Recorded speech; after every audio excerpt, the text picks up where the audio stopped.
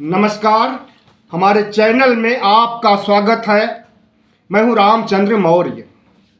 साथियों, प्रधानमंत्री नरेंद्र मोदी का सिरदर्द सिर्फ शिवराज सिंह चौहान, वसुंधरा राजे और रमन सिंह ही नहीं है, बल्कि जितने भी छत्रप हैं, डबल इंजन के जितने भी मुख्यमंत्री हैं, सभी प्रधानमंत्री नरेंद्र मोदी के सियासी दुश्मन हैं। ऐसा इसलिए कहना पड़ रहा है क्योंकि उत्तर प्रदेश के मुख्यमंत्री योगी आदित्यनाथ आजकल प्रधानमंत्री नरेंद्र मोदी से रूठे हुए हैं और उस रूठे होने की असल वजह है राम मंदिर के भव्य आयोजन में 22 जनवरी 2023 को 2024 को न बुलाया जाना। चंपत राय, जो कि मंदिर ट्रस्ट के सेक्रेटरी हैं, उनके माध्यम से प्रधानमंत्री नरेंद्र मोदी ने कुछ समय पहले ही यह घोषणा करा दी है कि किसी भी संवैधानिक पद पर बैठे हुए व्यक्ति को राम मंदिर कैंपस में आने की स्वतंत्रता नहीं होगी। अब उस संवैधानिक पद पर मुख्यमंत्री भी हो सकते हैं, किसी भी राज्य के मुख्यमंत्री, चाहे भले ही डबल इंजन के राज्य के मुख्यमंत्री हों। न मुख्यमंत्री आ सकते हैं, न राज्यपाल आ सकते हैं, न उपराष्ट्रपति आ सकते हैं। उपराष्ट्रपति भी ओबीसी हैं, प्रधानमंत्री भी ओबीसी हैं, और न राष्ट्रपति ही आ सकते हैं। तो प्रधानमंत्री नरेंद्र मोदी ने इनडायरेक्ट रूप से योगी आदित्यनाथ की एंट्री अयोध्या में बंद कर दी है, तब तक के लिए जब तक कि मूर्तियों में प्राण प्रतिष्ठा न हो जाए और मंदिर का उद्घाटन न हो जाए। लेकिन हिंदुत्व के फायर ब्रांड नेता,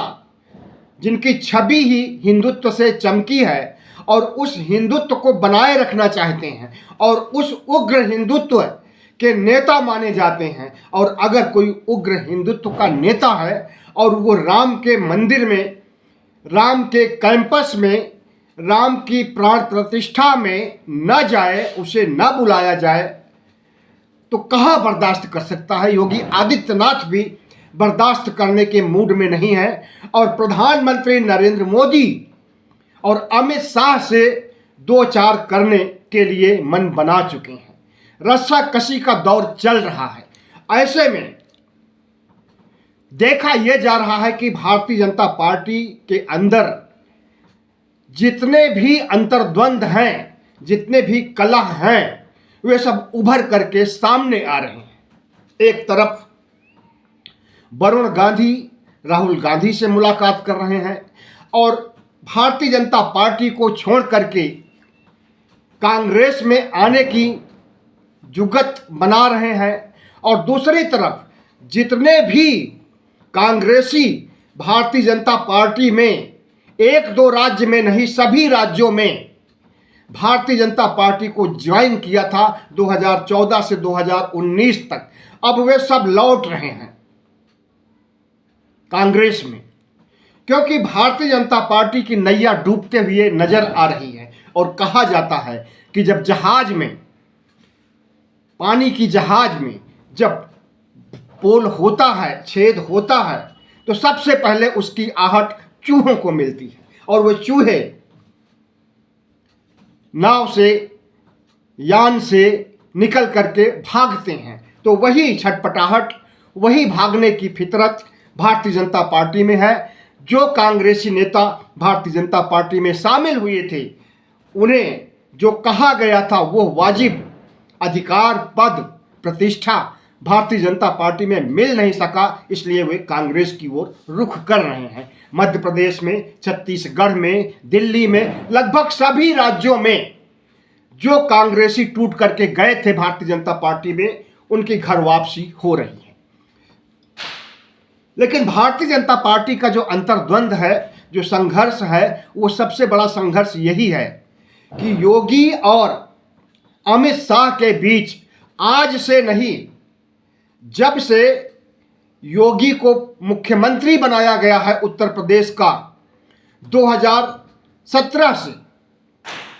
मोदी अमित शाह का समर्थन करते हैं और अमित शाह योगी को नहीं पसंद करते हैं। और योगी पर लगाम लगाने के लिए अमित शाह ने जो उपक्रम किया है और जो 2 उप मुख्यमंत्री और तमाम आईएएस पीसीएस की फौज लगा रखी है योगी आदित्यनाथ के पीछे, उससे उत्तर प्रदेश का हर सियासतदान अच्छी तरह से परिचित है। लेकिन झगड़ा इस बात का नहीं है कि अमित शाह या योगी आदित्यनाथ में कौन अगला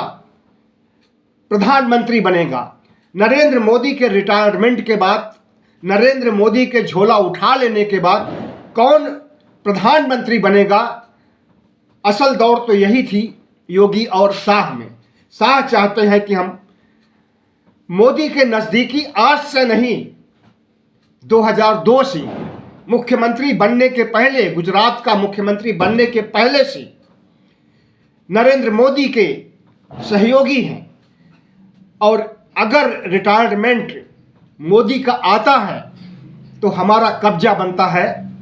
हमें प्रधानमंत्री बनाया जाना चाहिए। और दूसरी तरफ योगी आदित्यनाथ, जिन्हें कि 2017 में मुख्यमंत्री बनाया गया, मुख्यमंत्री बनने के बाद इनकी महत्वाकांक्षा इतनी बढ़ गई, खास करके 2022 का चुनाव जीतने के बाद, कि अब वे खुद अपने को फायर ब्रांड हिंदुत्व नेता के रूप में प्रधानमंत्री पद के लिए भी लालायित लगते हैं। ऐसा योगी आदित्यनाथ खुद तो नहीं कहते हैं, लेकिन योगी आदित्यनाथ के समर्थक जितने भी विधायक या पार्टी के कार्यकर्ता या आरएसएस के प्रचारक हैं, वे सभी आए दिन इसकी याद दिलाते रहते हैं प्रधानमंत्री नरेंद्र मोदी को भी, अमित शाह को भी, भारतीय जनता पार्टी को भी, आरएसएस को भी, कि अगला प्रधानमंत्री अगर कोई होगा तो योगी आदित्यनाथ होंगे। लेकिन योगी आदित्यनाथ को इसीलिए अमित शाह नहीं भाते हैं और अमित शाह को योगी आदित्यनाथ नहीं भाते हैं, क्योंकि दोनों में रस्साकशी आज से नहीं 2017 से चल रही है। लेकिन आज यह रस्साकशी इसलिए बढ़ गई है क्योंकि अब आरएसएस को लग रहा है कि रथ का घोड़ा 2024 में बदलना पड़ेगा। रथ का घोड़ा का मतलब नरेंद्र मोदी से है। आरएसएस ने आज नहीं, कर्नाटक चुनाव के बाद ही घोषणा कर दिया था, उसके अखबार ने चीख चीख करके लिखा था कि मोदी मैजिक नहीं चलेगा, मोदी का चेहरा नहीं चलेगा 2024 के चुनाव में, और तो और हिंदू मुस्लिम ध्रुवीकरण का मुद्दा भी नहीं चलेगा। ऐसे में आरएसएस कच्ची गोटी नहीं खेलना चाहता है और वो चाहता है कि अगर प्रधानमंत्री, जिनका कि चेहरा धूमिल हो गया है, जिनके चेहरे पर कभी एक मुश्त वोट मिलता था, अगर वह चेहरा काम नहीं कर रहा है तो उसे क्यों न बदल दिया जाए। और इसके लिए आरएसएस अपने स्तर पर प्रयास भी कर रहा है और योगी आदित्यनाथ या नितिन गडकरी को रथ का घोड़ा बनाना चाहता है। अगले रथ का जो रथ 2024 में पूरे भारत में घूमेगा, यानी प्रधानमंत्री का विकल्प, नरेंद्र मोदी का विकल्प नितिन गडकरी या योगी आदित्यनाथ को आरएसएस बनाना चाहता है। योगी आदित्यनाथ नहीं चाहते हैं कि नितिन गडकरी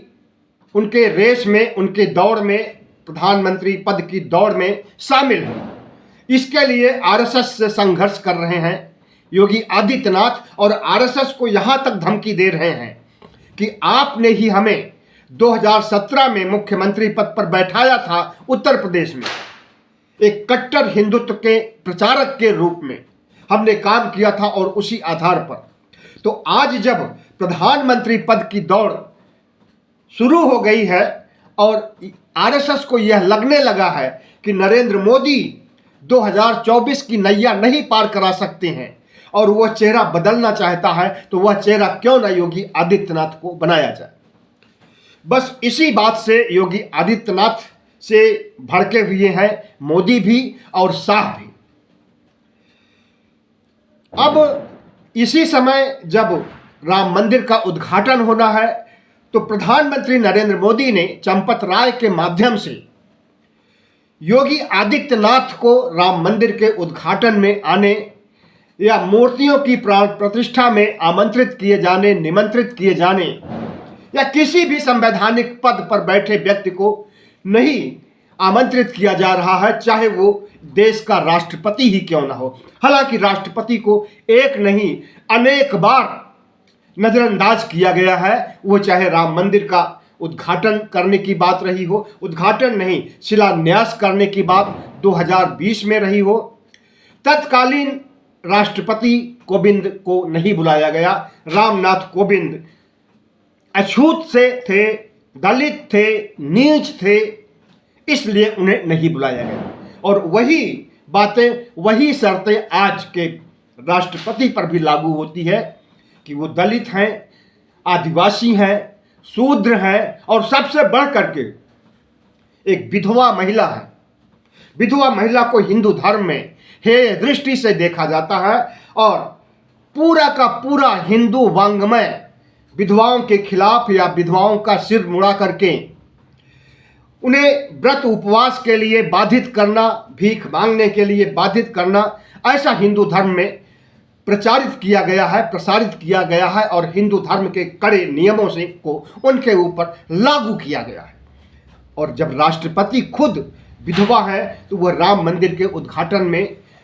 राम मंदिर में मूर्तियों की प्राण प्रतिष्ठा में कैसे शामिल हो सकती हैं? अगर विधवा नहीं होती तब भी उन्हें नहीं बुलाया जाता, क्योंकि वो शूद्र ही नहीं महाशूद्र हैं, अतिशूद्र हैं। इसलिए प्रधानमंत्री नरेंद्र मोदी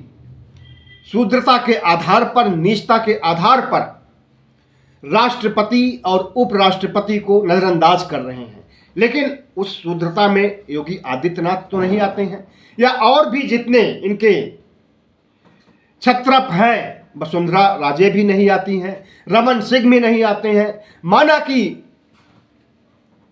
मामा जो कि मध्य प्रदेश के शिवराज सिंह चौहान,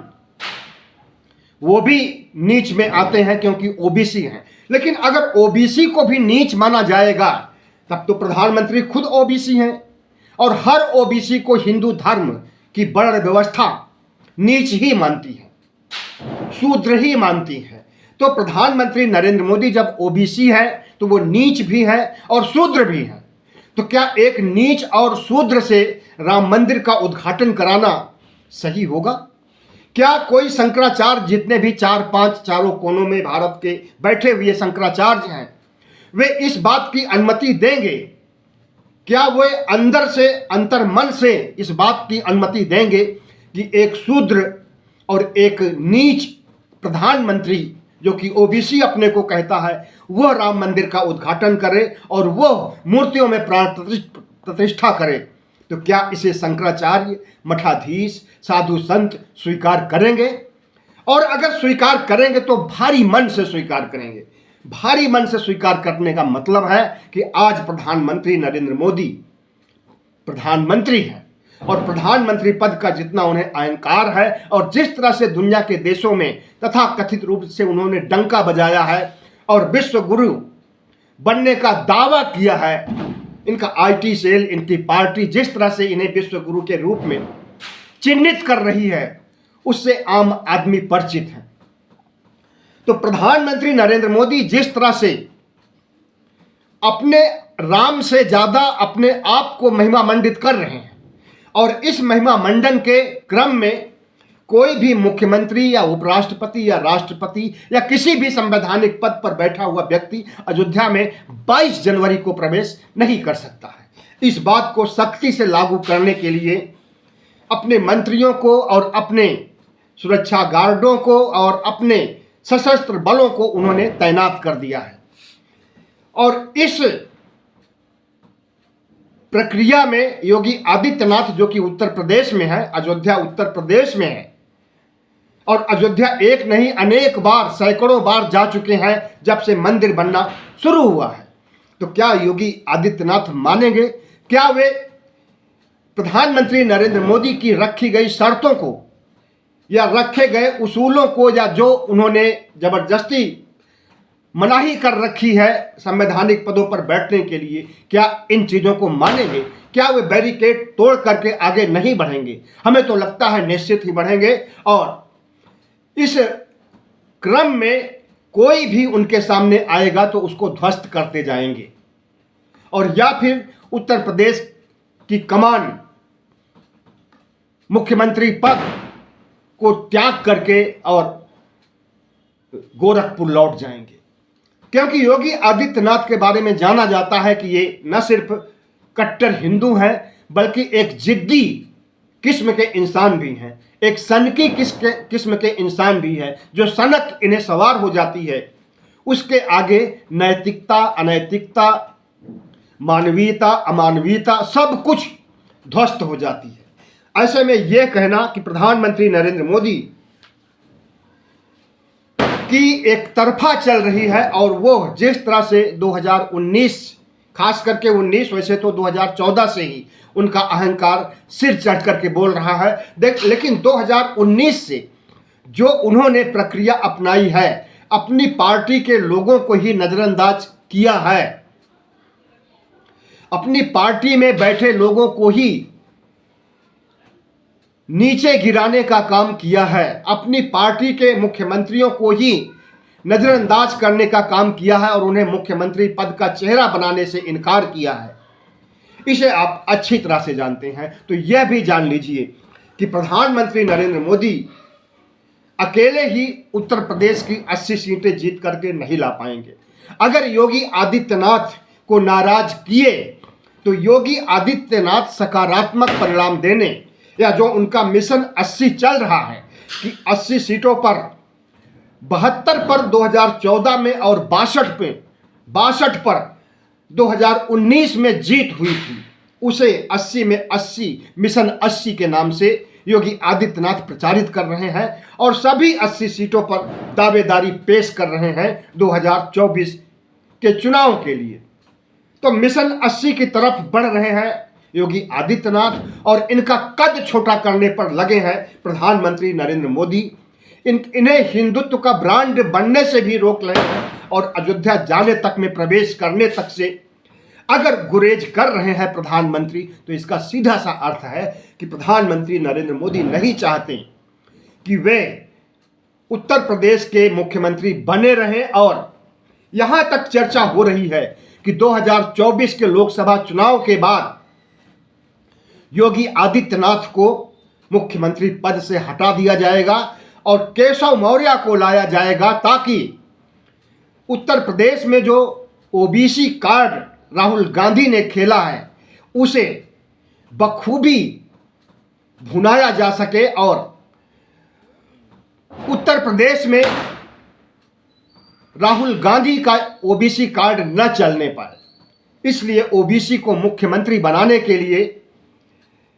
प्रधानमंत्री नरेंद्र मोदी और अमित शाह ने मन बना लिया है, और इसका प्रचार कर रहे हैं कि 2024 के लोकसभा चुनाव के बाद तत्काल मुख्यमंत्री बदल दिया जाएगा। इससे दो फायदा होगा, एक तो ओबीसी के ध्रुवीकरण का काम होगा और ओबीसी मुख्यमंत्री मिलेगा, और दूसरा कि योगी आदित्यनाथ का कद न सिर्फ छोटा किया जाएगा बल्कि कद को ही खत्म कर दिया जाएगा, क्योंकि प्रधानमंत्री नरेंद्र मोदी यह नहीं देख सकते हैं कि अगले प्रधानमंत्री के रूप में वे अमित शाह को टक्कर दे सके। आज लड़ाई इसी बात की है। देखने में भले ही लगता हो कि भारतीय जनता पार्टी एक होकर के चुनाव लड़ रही है, देखने में भले लगे कि भारतीय जनता पार्टी में अनुशासन है, लेकिन अंदर ही अंदर भारतीय जनता पार्टी की क्या हालत है, इसे भाजपाइयों से ज़्यादा कांग्रेसी समझ रहे हैं। और जब कमजोर कड़ी को, कमजोर नब्ज को विपक्ष के लोग पकड़ लेते हैं, तब उन्हें किसी भी पार्टी को, किसी भी संगठन को, किसी भी संस्था को हराने में ताकत मिलती है। और आज यह नब्ज कांग्रेस ने पकड़ लिया है, इंडिया ने पकड़ लिया है, और भारतीय जनता पार्टी के चाल चरित्र चेहरे से इस देश की जनता को वाकिफ करा रहा है इंडिया और राहुल गांधी और नीतीश कुमार। तो नीतीश कुमार ने जो ओबीसी कार्ड खेला है बिहार में, उसकी हवा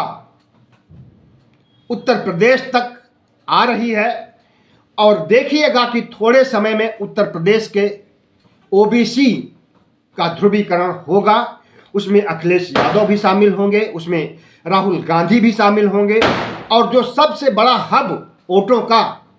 प्रधानमंत्री नरेंद्र मोदी का है उत्तर प्रदेश का, जहां से कि 72 सीटें और 62 सीटें दो पिछले चुनाव में लेकर के आए हैं,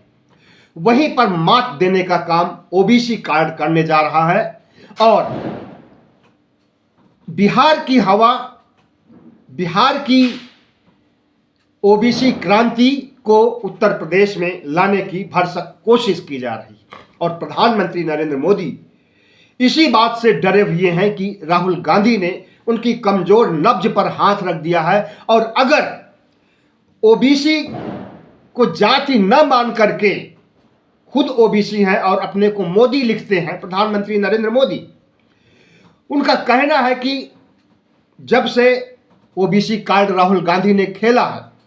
तो उनका कहना है कि भारत में तो कोई जातियां है ही नहीं। एक सफेद झूठ, जिस चीज के लिए प्रधानमंत्री नरेंद्र मोदी